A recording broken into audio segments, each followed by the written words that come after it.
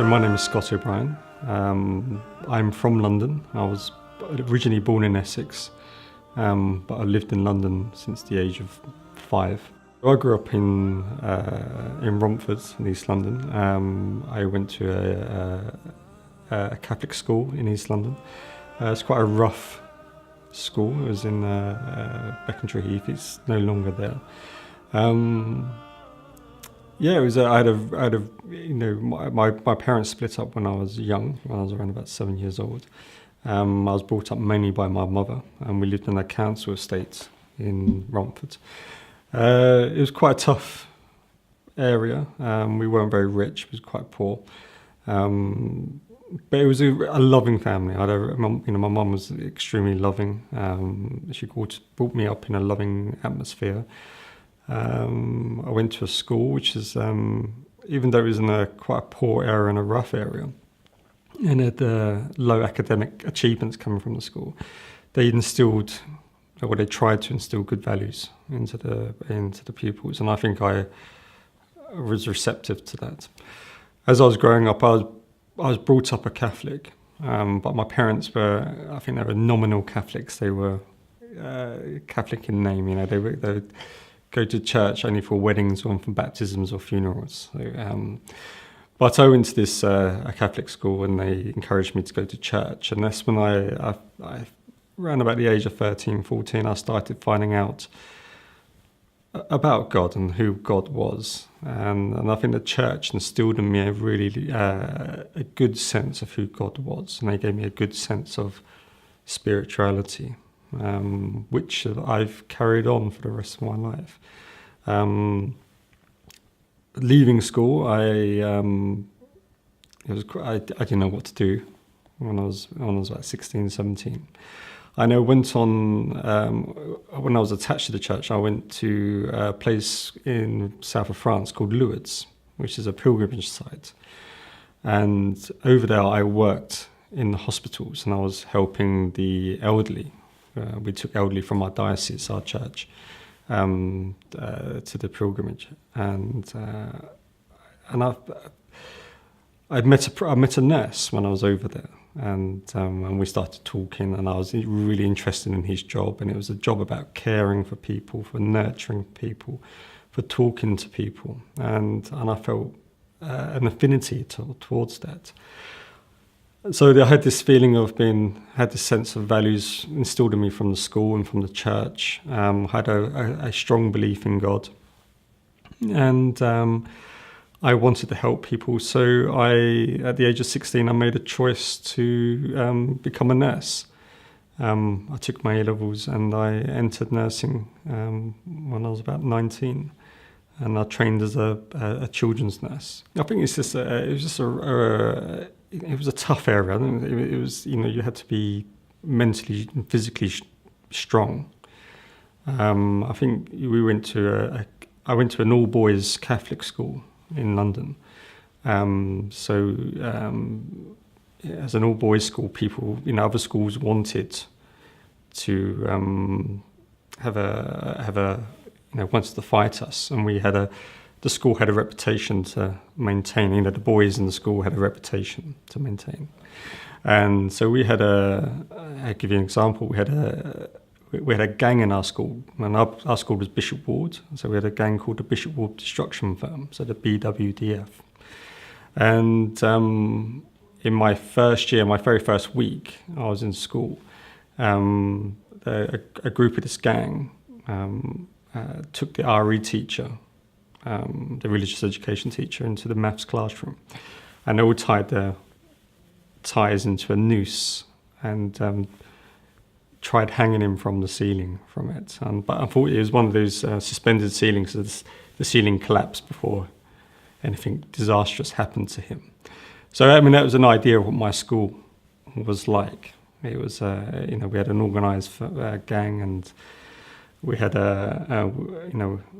it was tough when you went to school.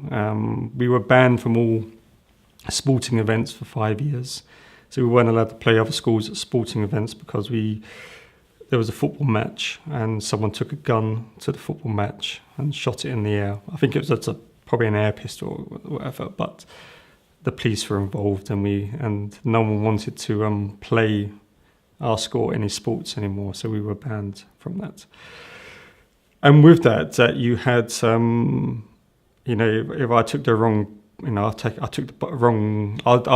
Had detention one day, so I was late coming out of school, and because I had my school uniform on, people knew what school I went to. I had a few times of people trying to fight me on the back of the bus. So what we used to do, we used to have our badge, our school blazer. So we used to just put on 3 little knots onto it. So on the way home, you'd be able to just pull it off, pull it in your pocket, take your tie off, and then you're just a generic schoolboy, and no one knew that you came from Bishop Ward. But if you kept it on, people would see that as a target, and because you were a rough school, and people thought you were rough, and they wanted to fight you to prove a point. But to say that, it's a bit distorted, because the school was good and there were good teachers there. And they were, we had a very good headmaster who did try to instill good sense of values in the boys who went there, and they were good. All the boys in my school were very good. It was just they grew up in poverty and they knew nothing else. There was no, if you grew up in poverty in East London, there's not many ways out for you. If you go to, these children will never go to Oxford and never go to Cambridge. These kids will end up scraping through, getting their maybe 1 or 2 GCSEs, and having no qualification, will end up getting money how they get money. So I think it's a fault of the system rather than the fault of the school. I think it was just a rough area because there wasn't that much money and it wasn't an affluent area. My mum's a saint. My mum's fantastic. She's got a heart as big as anyone I know, and she's always a giving person. But she had to work. She had 3 jobs when we was growing up. She would leave early in the morning, do a cleaning job, and then she would go to her normal job. And after that, she would do a cleaning job in the evening. She worked incredibly hard for us, and yes, I mean, my brother and I would come home from school and we'd make our own dinner because my mum wasn't there. But everything what my mum had, she gave to my brother and I. And again, we learned so much. Well, I still do learn so much from my mum. The way she's just incredibly giving. This self-sacrifice for her family. She makes sure that love is not just a word, but love is actions. So my mum worked incredibly hard, and I'm always appreciative of that. The church gave me a sense of spirituality. The Catholic Church is a very spiritual place, and they teach you this. I felt I was taught more about who God was, what God was, this God of love, this God of compassion, through the church. I think it's easy to criticize what the church is because it's a big organization and it has a hierarchy and it has a structure and there's abuses within those hierarchies and structure. But if you take, that's the human side of the church, where when you put people involved, people are corrupt by nature. But the church itself, the spirituality is pure. And so it taught me who God was, this God of compassion. And I think I needed that when I was growing up. I needed that sense of, there's someone out there looking after me. I needed to feel comfortable. I used to remember saying my prayers every single night and having that communion with God and talking to him and all my, probably my angst as I was growing up. I could talk to him about it, and I would get answers from him. He would talk to me back, and I felt that warmth and I felt that love from him. So I didn't feel a part. I didn't feel part of the crowd when I was growing up. I didn't feel this was right for me. I never knew. I always felt I didn't want to grow up having a couple of GCSEs and turning into a life of crime or into, just scraping by in life. I wanted to help people. So I purposely kept myself apart from probably the rougher elements around, and had a small group of close friends. And I used to go to church, and I used to be involved with the church. I used to be involved with the, taking people to pilgrimages. I used to be an altar boy when I was growing up. So I deliberately chose a different path, and I think the church was there. It was a great atmosphere to actually say there is a second choice in life. You don't have to follow the crowd. You can be good, and you can follow your natural good instincts in life. And I think the church gave me that, and it gave me that spirituality from that, which I'm, internally grateful for it. My father is a socialist, is an ardent socialist, and he instilled in me the point that where the church gave me a community to help the community, my father as a socialist would say that, we as a state should be helping all the poorest in the land. And he was an ardent believer in the NHS, free healthcare for all, and then ardent believer in education, free education for all, because it's how you improve society. So going from that, I had these principles in me to go, to go help people, to go wanting to improve society, not to be just part of society, but to actually improve society, improve the living conditions and the health of all the people around me.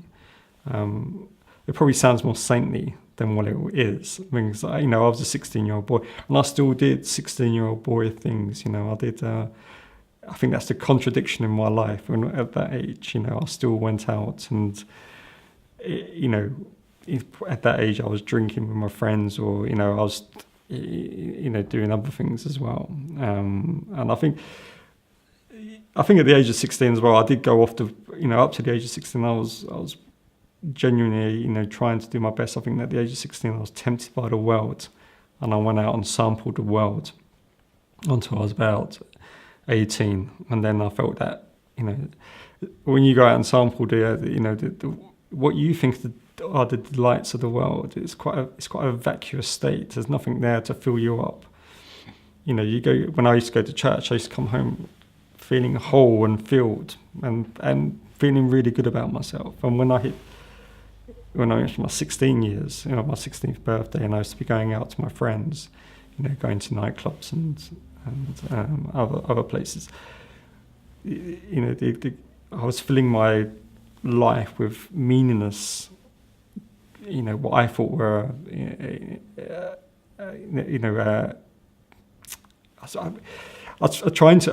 filling up with, drink and other things, because I thought these are what I was meant to be doing at the age of 16. And the delights were only short term, but the long term effects was that I was losing stuff within me. I was becoming more empty in myself.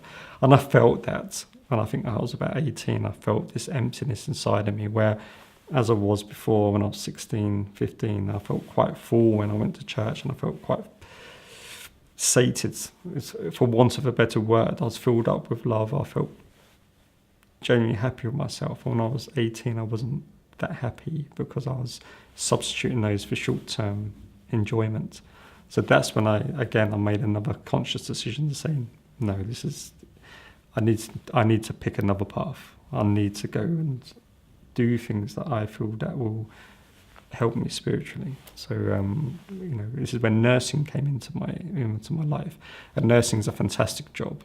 It's probably, to me, it's the best job in the world. I would never want to be in anything else but a nurse, because it's when you meet people at their most needy, and you're there to help them, and you're there to lend them a hand. You're there to,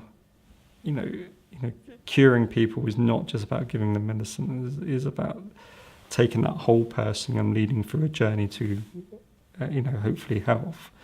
And talking to people, and I really enjoyed that. So I think nursing was a great career for me to start actually giving me some meaning back in my life. I mean, my dad's very good. My dad's got very strong principles. and he's got very strong socialist principles. I mean, which he, again, which I said earlier, he instilled in me, about giving back to the community. And my dad has his faults, like we all do. My dad was brought up in a very poor community, and he didn't grow up any qualifications. He's a very clever man, but no academic qualifications. And my dad would probably do things that were on the other side of the law. And he taught me not to do that. So I learned from example from my father, very strong principles, but he would, again, his way of working, his way of getting money was something that I, didn't want anything to be a part of. I didn't want to. I wanted to earn my money through life. I wanted to be physical graft, and to earn my money and to pay my taxes. And so it was very good. My dad's a positive role model for what values he gave me, but he's also a very positive role model for not to be what he does. I think from the age of 16, my time out, when I started drinking, as a probably a normal Western 16-year-old white boy from London would do, go out drinking, go out partying, and But as I said, I started to find myself empty. So I started when I went to college. I went to university, and did my nursing, and. But I never went back to church. I would sporadically go back to church. But I was still a very spiritual person, and I still would speak to God from it. But growing up, when you're a student nurse, it was, I just had, I was 18, I was really young, I had so much fun in university, I think I was the only boy in a class of 46 girls, and it was there was a lot of socialising, and the studying was hard. So I was on my own, still spiritual, but I had no one to guide me during that spirituality, and I still had this presence of God, and I still talked to God. But I had a distance between my spirituality and my actions. So, and again, it's just one of those contradictions in life. And I was genuinely trying to be a good person, but I had no, when I was 18, I was on my own as in university. I had no one really to guide me through it. And I was doing what I felt was good for me, what I felt was, what I was chasing enjoyments as well as still trying to keep the spiritual side. So I wasn't a bad person. I think I was just a little bit lost when I was during university. But again, I always had that sense of I wanted to help people. I always had that sense of there was more to me than going out on that. Nursing was never about earning money. Nursing was about genuinely caring for people and fulfilling a need within myself. And I think God was directing me in that way. And but I just started drifting away from everything. And I think when you're 18, you think you're a man and you don't think you need anyone. And I think I was going through that phase.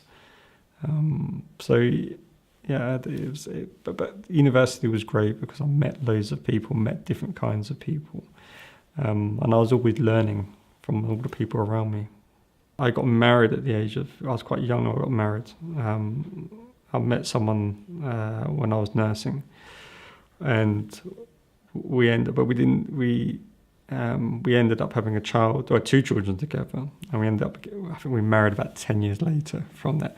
But we lived together as man and wife. We had 2 children, and it was when I had children, I started saying, well, I wanted them to bring them up with a sense of spiritualism. I wanted them to grow up with a sense of God, where my parents didn't really talk about God, at home. I wanted to talk about God to my children. So I started going back to church on a regular basis. And this happened for about 2 to 3 years in my mid-20s. And I rediscovered that spirituality side of me. And as a parent, I wanted to convey all the right attributes to my children. So, and my then partner would come to church with me, and so I started going back to church from that. But it wasn't sustained. I think after 2 to 3 years, you miss one mass. I think the difference between the thing I love about Islam, it has this structure every single day. You have to pray 5 times a day. And it makes you think about God during those times. And Islam gives you that structure and a religion with that. And I think I was desperately missing that. So from a Christian point of view, there's less structure. So I sort of drifted off on the path again from that. I moved house, I moved community, and I never really went to the church in the new community. So I sort of then drifted away again, but always trying to keep this sense of spirituality in myself. I think it's you have a Western press that look at, there's 2 parts. One is the Western press looking at Islam, and then the second part is the way Muslims hold themselves in society. And I think one is the Western press had a rather negative view on Islam. When I was, I used to be a vegetarian, and the thought of halal, slaughtering a cow, not stunning it beforehand. And I never knew all the Islamic, the proper Islamic practices then. So I thought halal was a torturous thing for animals. Why do you want to slit an animal's throat and let it suffer and let it die? To suffer the way it dies. If you're going to kill an animal, stun it first. Pull it out of its misery, and then if you want to cut its throat, do it afterwards. I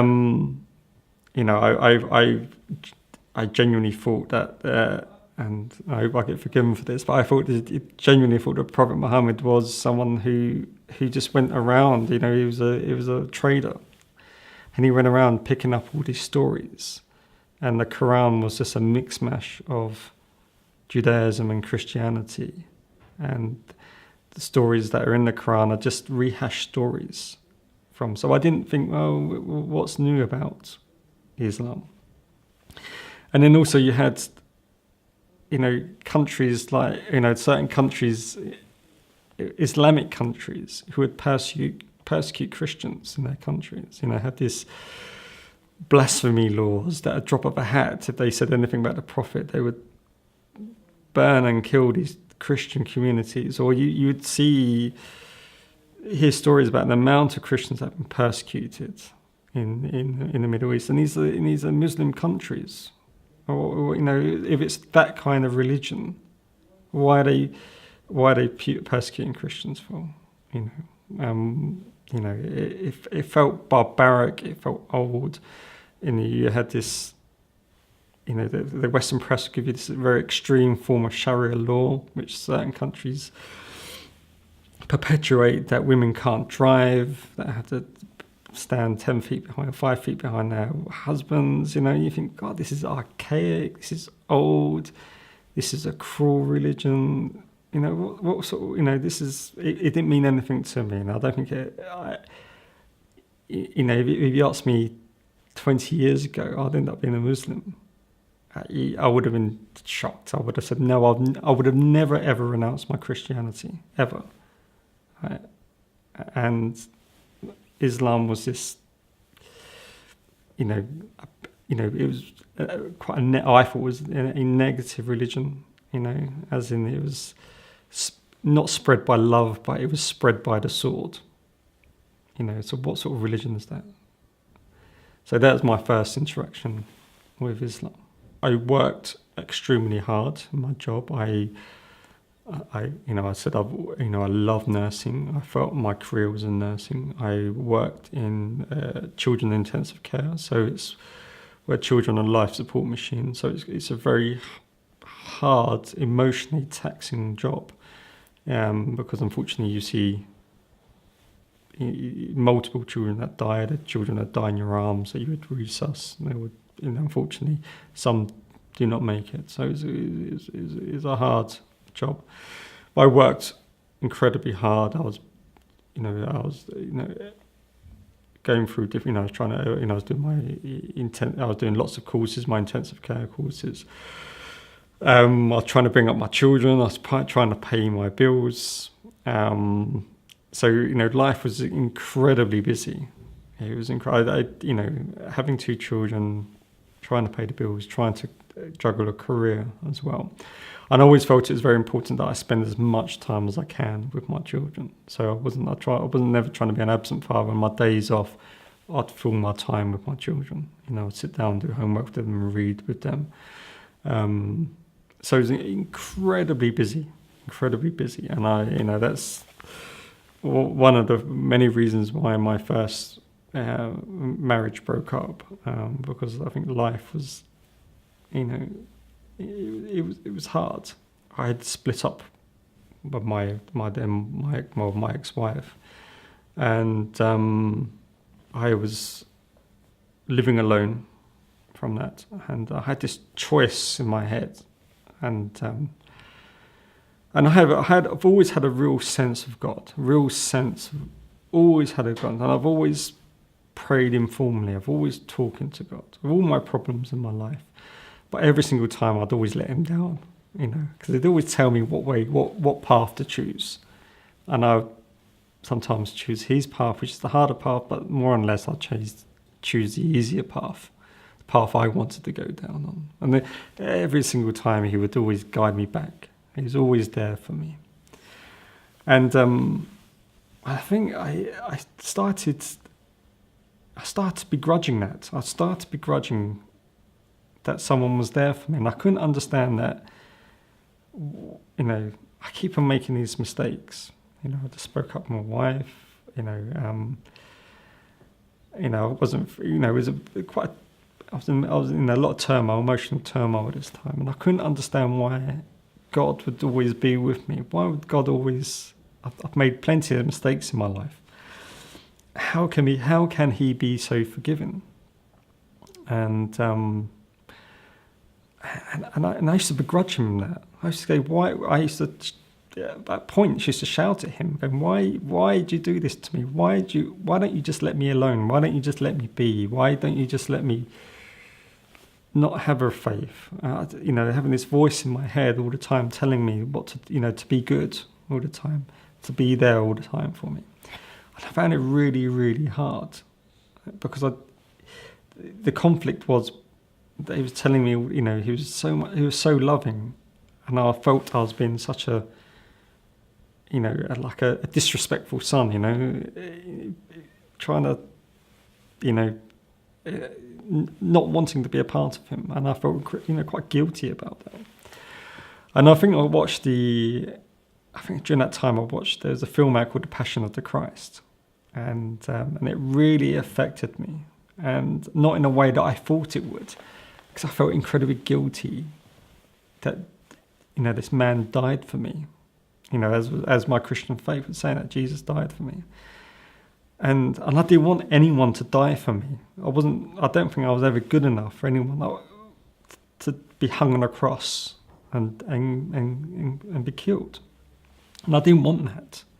And I felt, it made me feel extremely guilty about myself.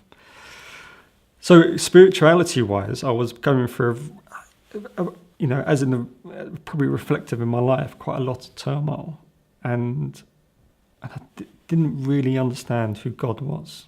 I sort of lost Him, but He was always there. He was always talking to me, and it was like my relationship with God. Every person's relationship to God is very different. I have a very my communication with God.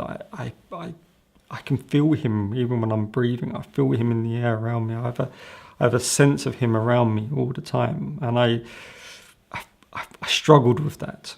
I struggled being so close to him, and I wanted out. I wanted just to be left alone. I wanted to be just leave me alone, and I can just be. I was looking at other people around me and said, why don't they have this person telling them what to do all the time? Not in a very nice way. And so I made a decision to say, I don't want to believe anymore. And it's stupid. It's like, how can you tell someone that you don't believe in them whilst you're talking to them? It's a contradiction. But I think I was just saying, I can't handle this anymore. I don't think I'm a good person. I failed in my marriage, which I was desperately upset about, because who wants to get divorced? You don't ever get married to get divorced. I was living away from my children, even though I had very good and close contact with my children.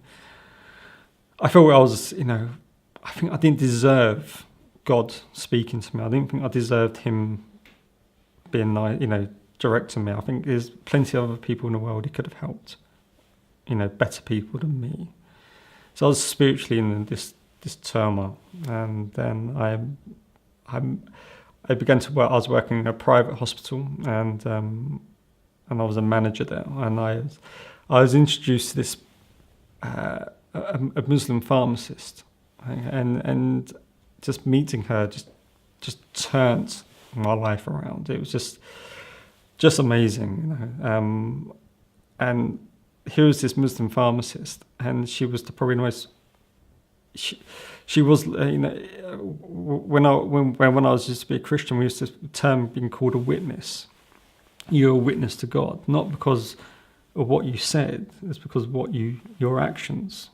Okay, your actions, tell you that you believe in God.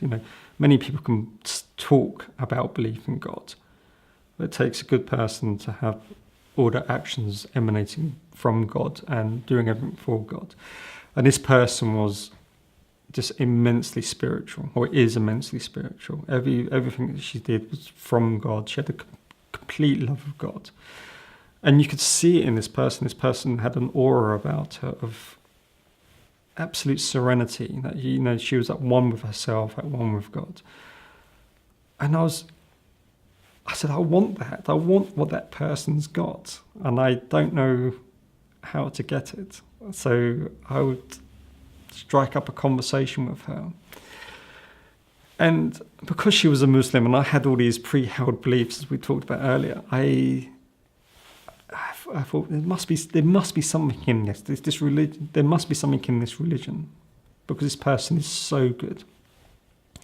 So I used to talk to her about it, and I used to argue with her all the time about Islam, because I wasn't accepting of it at first, and my conversion is a very slow conversion, and she would just very patiently talk me through what Islam was.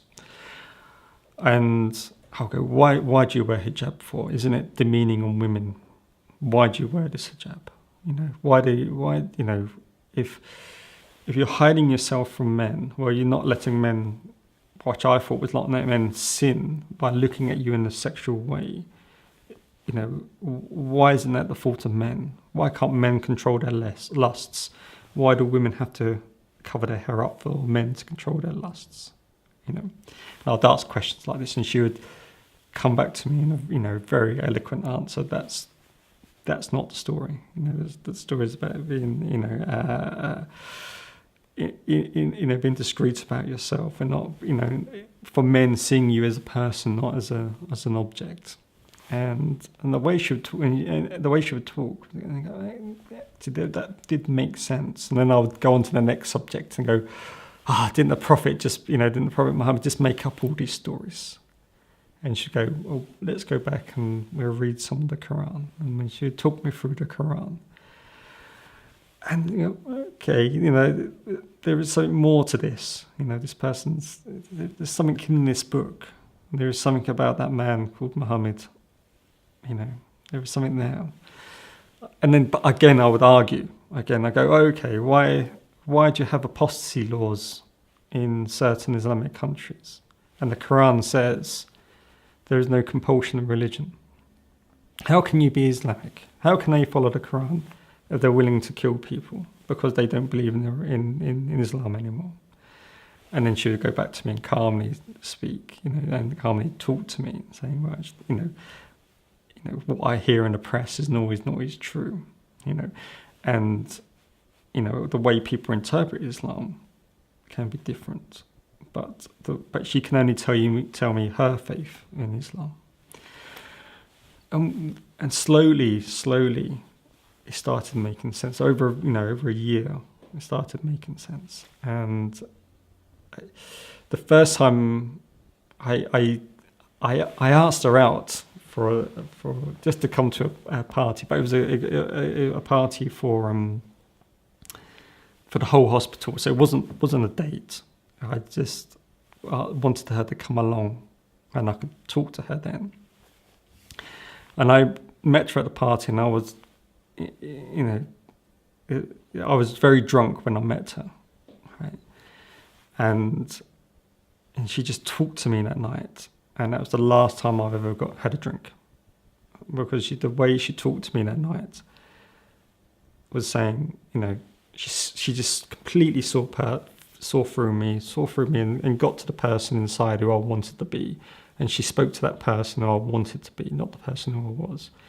And Islam gave me that, and the way she talked about Islam was giving me those directions to be that person, to be that spiritual person, to refine God, actually to start listening to God, and listen to God through not just my inner voice, but listen to God through the Quran, to say, these are the things I want you to be. This is the person I want you to be, Scott. I want you to be righteous, and I want you to be merciful. I want you to be, your belief in God has to come out through your actions. And I think the structure of Islam and this belief in the oneness of God and the prophets, gave me that. It gave me that structure. And to that point, it's very poor analogy, but I felt always had something missing inside of me. I felt like an empty, of a puzzle with one piece missing. There was always a gap inside of me, and it's like Islam come along and filled that gap for me, and I felt then completed. Christianity is incredibly good at giving spirituality. Islam gave me a very global look at God, not from a global look as in the spiritual actions and my worldly actions can be combined. So over a length of time, I started to embrace Islam. I started reading the Quran, and I started to, I made a conscious decision not to drink. I started tentatively praying 5 times a day. Well, I started praying once a day. And the person I met, who's now my wife, would show me how to pray at first, and just very gently teaching me. And she was such a gentle teacher in Islam. It was amazing. This is someone I needed, and this person who, I needed someone who didn't just talk religion, but actually acted out religion. Acted out the principles of God, to be merciful, to tell the truth all the time, or to tell the truth all the time, and to be righteous, and, to give to charity, and to be completely giving. And this person, my wife, taught me in a very gentle manner, and until one point, I was contemplating about Islam. And it struck me, actually, I've become a Muslim without knowing that I've become a Muslim. I followed, I started praying 5 times a day. I understood about eating halal meat. I was reading the Quran most days. I tried to read it most days. And actually, I am a Muslim, and I'm prepared to say that I am a Muslim. And she wasn't my wife then. I said it to her, and I said, I think I'm ready to say this, and I declared it to her, and then from then on, I knew that I was a Muslim, and I knew that I had found a sense of community that I'd always be a part of, and I found a sense of God that I always wanted to be with Him, and I opened myself up to be guided by Him, and for Him to teach me, and for me to listen to His voice, and I've taken that path, and it's been the most incredible path since.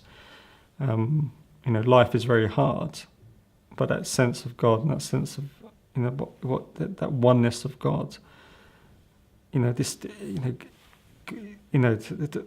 can't explain who God is, but the small part that I see of Him, this immense, incredible. You can't put attributes to Him, but He is everything, and He gives me everything. And it gave me such a sense of well-being and a sense of purpose in life. And I have to say, it's just been an amazing journey since I've turned to Islam. I didn't think about it at first. I always thought I was just a Muslim first and always. And I still am.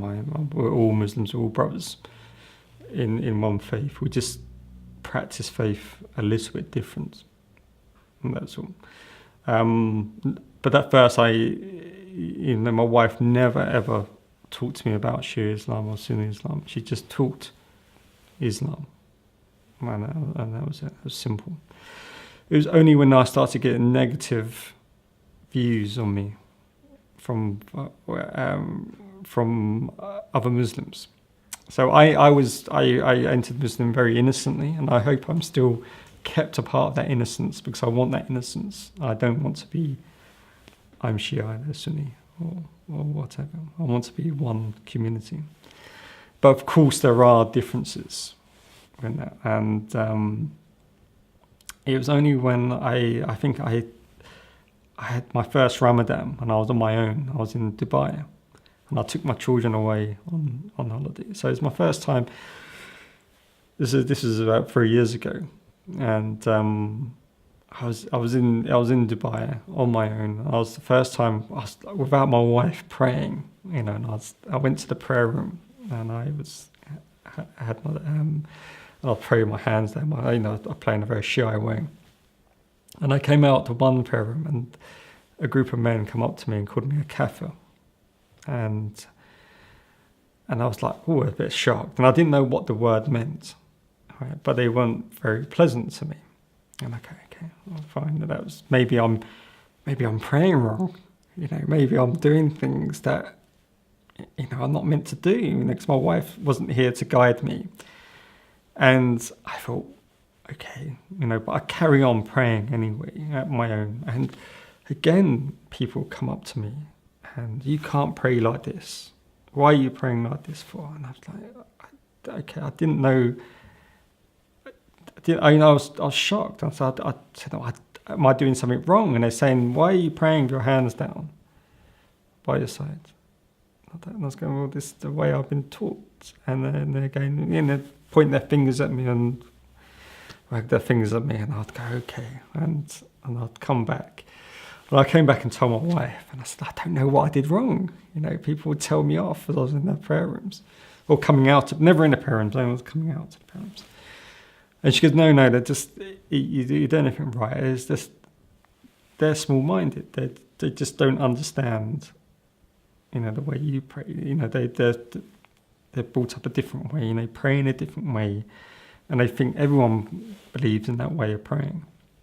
But it doesn't matter, because, you're praying to God, not to other people.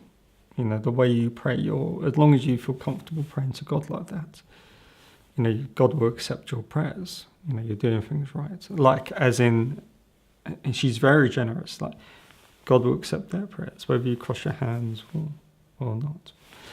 So I thought that was okay. That's fine. And then I used to, when I came back to England, I went to the prayer rooms in my hospital. And that I had people telling me off. I accidentally walked in front of someone who was praying, and I thought the man was going to beat me up, right? And he literally had people holding him back because I thought he was going to beat me up, shouting at me. And I go, oh, I don't think I like this. And I felt really uncomfortable in prayer rooms because I would sit there and pray by my hands, and as people push their hand, they'd be very. They wanted to touch me when I was praying, and I think it's a very Sunni thing, and and I can understand that that's been part of a community and what have you.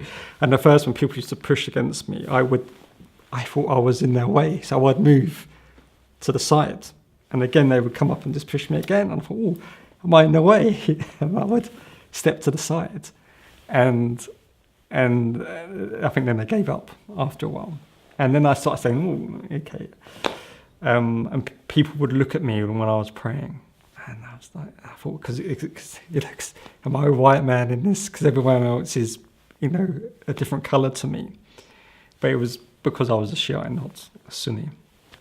And so, okay, fine. And then that's when I started noticing the Shiite Islam. And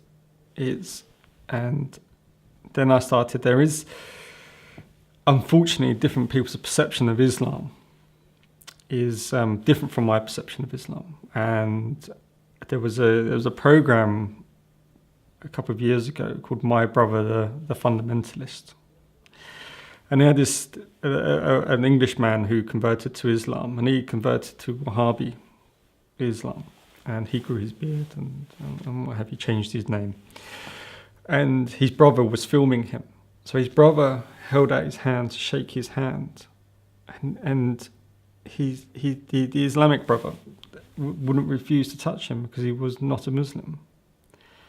And I couldn't understand. So, well, no, that's not Islam. He's your brother. You don't not shake hands with your brother because he's not a Muslim.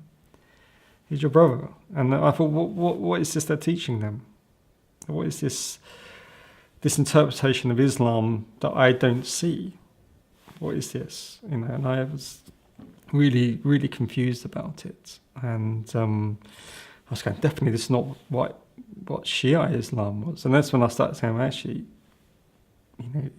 I don't want to say there's perfectly as good as many Sunni Muslims as there are Shia Muslims, and just as many bad Shia Muslims there is bad, Sunni Islam. So I don't want to make a difference between the two faiths, but I always felt that Shia Islam is very pragmatic.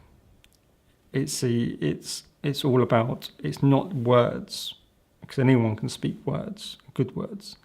Okay, but I think in Shia Islam it's about how you conduct yourself every single day. It is about, as I come back to this word, which is always two words that mean much to me in Islam, is righteous and merciful. And it is about being righteous, and it is about being merciful. And the first time I ever felt at home, truly at home in Islam, is when I went to Iraq. I went to Iraq last year, and I was there in the Hussein, and I prayed with thousands of other Shia Muslims, and I felt truly at home. And to me, it was a wonderful, very spiritual feeling. It's been perfect. It's been brilliant. It's been God still pushes me. I still sin. I don't. I still have this human side of me choosing the easy path. But this forgiveness that He always showed me before in life is there in abundance now. He gives me the Quran is there to guide me in my way. It's a perfect book, because I sometimes I have these the problems in life, and I would ask God a question, and I would open up the Quran. I would just be happy. I don't flick through it. It's just where I carried on reading, and the answer would be there. And it's like, wow. And it's eerily spooky sometimes. I think, wow, the answer's there in the Quran, and he's talking to me through the Quran. You know, he talks to me in a way when I'm doing my prayer. You know, sometimes, you know, prayer is, I find prayer an amazing experience. You know, because every so often I'll have a prayer and I feel like I've gone to a different place, and I will be lost within my prayer, and I don't know where, you know, it is, and I feel that communication with God. I feel like I say my prayer and I'm at the edge of an abyss, and before me is this immense nothing, you know, immense, you know, I don't know, immense feeling of God in front of me. It's so huge, and I feel like I'm talking to Him personally during my prayer, you know, and it's a very weird thing to say, and it's, you know, I try, you know, I'm sure other people have experiences like that. It's you know, it's nothing you talk about every day. I talk to my wife about it, but yeah. So in my journey through my last 2 years has been, you know, it's given me a sense of who I am. It's given me a purpose in life. It's given me sometimes to say, having the courage to choose the harder path in life. You know, to take the harder path, which is the path to God, not the easy path, which is the way, you know, which is the wrong way to take. And it's given me an opportunity to live my life in a righteous way, in a goodly way. I think it's impacted on my children, because I think my children see me in the last 3 years, you know, they've seen a different father. I'm still the same father, I still love them just as much. But now they see me, you know, having, you know, virtues and strengths that I carry on every single day in my life. So Islam has completely changed my life, and it's been just dramatically for the better. And it's still hard. God still gives me very hard questions about myself, and because I won't be able to grow unless He doesn't push me. But every day He pushes me. Or He knows exactly when I need to be pushed, and He knows exactly when He needs to carry me. And and I feel like I have a beautiful relationship with Him. Again, I'm able to. When I was in Iraq a couple of weeks ago, I went to the Imam Ali mosque, and I was struggling with a certain aspect of my faith. And I spent the whole week in Iraq struggling with this aspect of my faith. On my very last day, I got my answers to my faith, that question, and it was just like this revelation to me. And this is what Islam gives me. It gives me this, you know, it gives me people who I can look up to, like Imam Ali. It gives me the way the Prophet lives his life, but it also gives me a communication with God, and I'm extremely thankful for it.